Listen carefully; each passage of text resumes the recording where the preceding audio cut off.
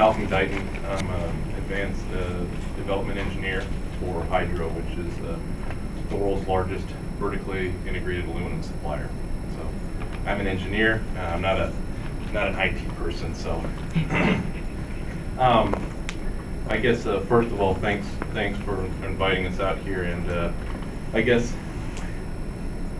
why I'm here is to share a little bit about what we've done in development for Underride systems and why we need to develop that. So I'll start out by saying we're an aluminum supplier.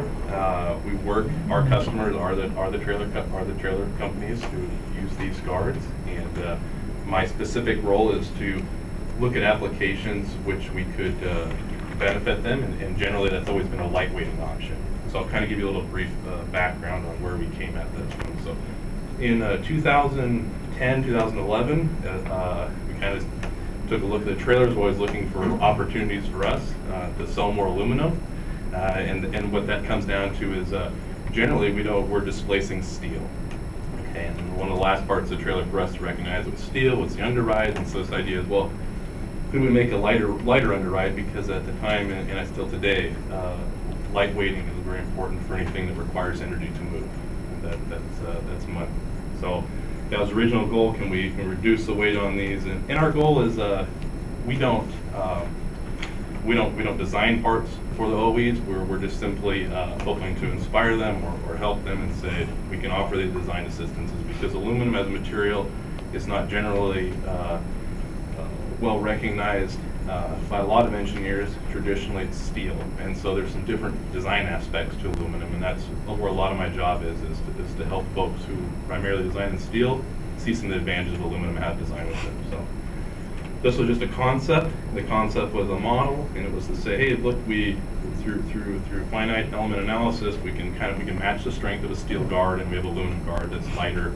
It's an idea, and that was a ways back. As I kind of moved forward on some projects and some things, I, like everyone who's here, Lois and Marianne, they never knew what Underride was for, really why it was there. I can tell you everyone in my family knows about it now just because I work on it, and I didn't really realize the safety aspect of it. As time went on, we understood, you know what, originally our goals were to lightweight this product, but you know what, with the lightweighting, we could probably make it safer and also still save weight, and it was another design challenge for us. So that's kind of what led us to where we are today, and to some of the results we have, and you can see kind of our priorities changed a little bit, and we put safety on top, and all of this is transpiring during these years where a lot of stuff is happening. So and lastly, that kind of led us to we need to understand, as we are trying to help others engineer and design with aluminum, we need to understand it as well. So we do a lot of lab tests of our own on the material, and for this is a totally uncharted territory for us in the semi world.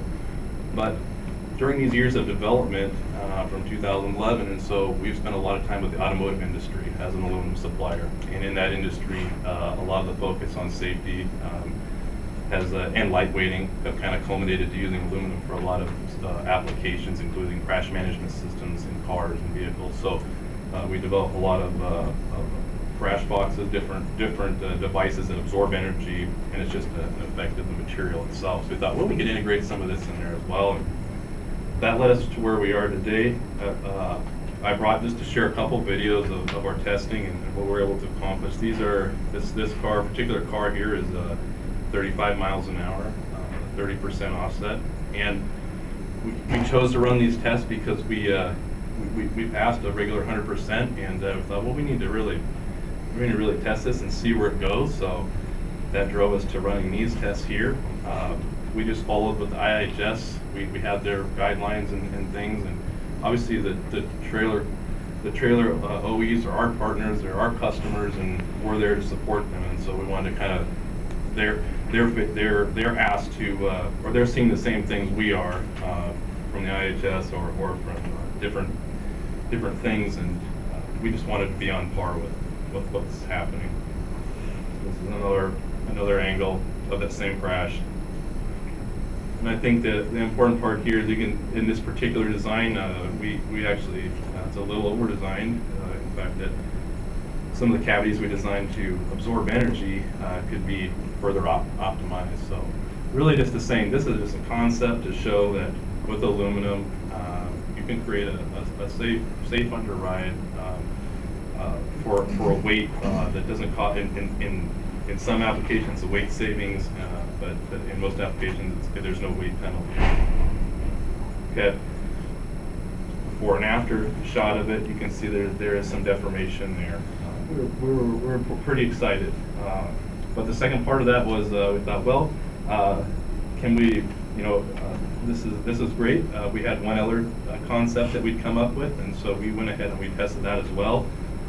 With our FVA models, we knew ahead of time that it would probably be stronger, and so we had a limited amount of resources and cars there, so we decided we would run a little bit more speed, which we hadn't seen done before.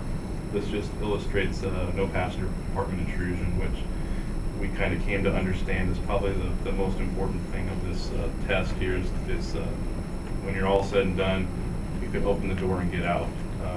We work enough with our automotive guys to understand, like, the cars that we're working on with them, their systems are incredible for absorbing energy, and so we thought, well, our goal is just let this car use what's been designed into it and to absorb the energy.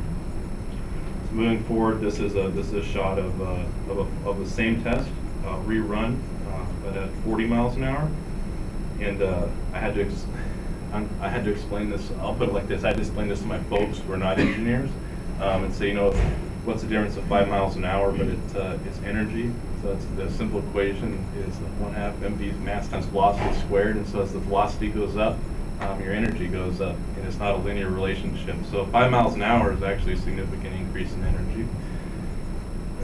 And this is our result here.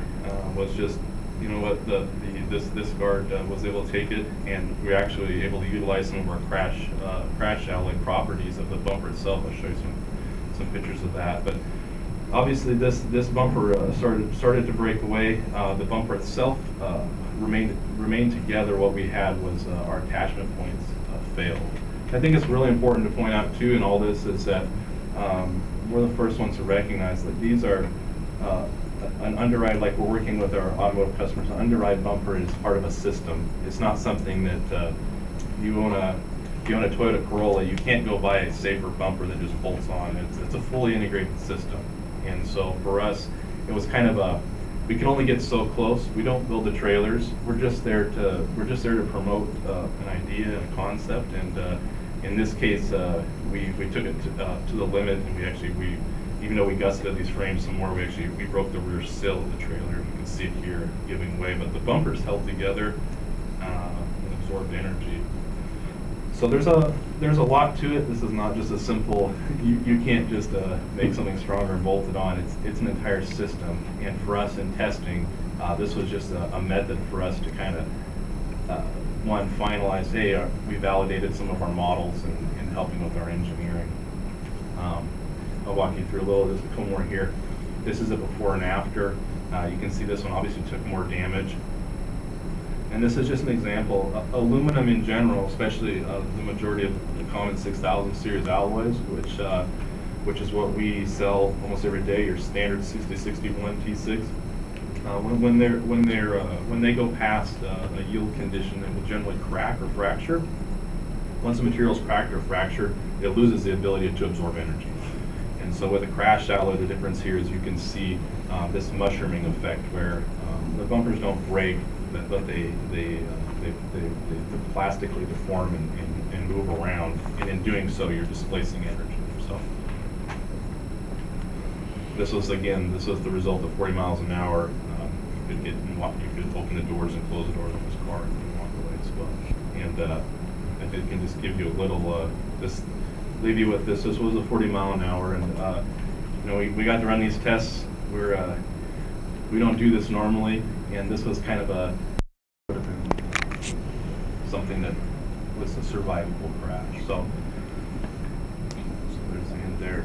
Malcolm, I just want to make sure that everybody realizes that when Underride is prevented, the car is still very damaged, but it's that there's not, it doesn't go past, can you Yes, talk about that? yeah, and we really have some experts here who deal with this, but the simple layman's understanding is passenger compartment intrusion, just simply meaning that the greenhouse or this area where you sit in the car, it is not intruded by any part of the trailer or anything else. And cars are designed to look like this after a wreck. The reason being is that's just energy being absorbed.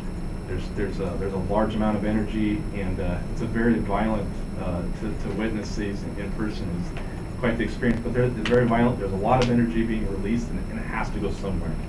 And it takes a lot of energy to bend materials.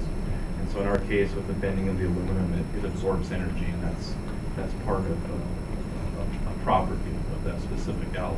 So. Is that good? And any other questions?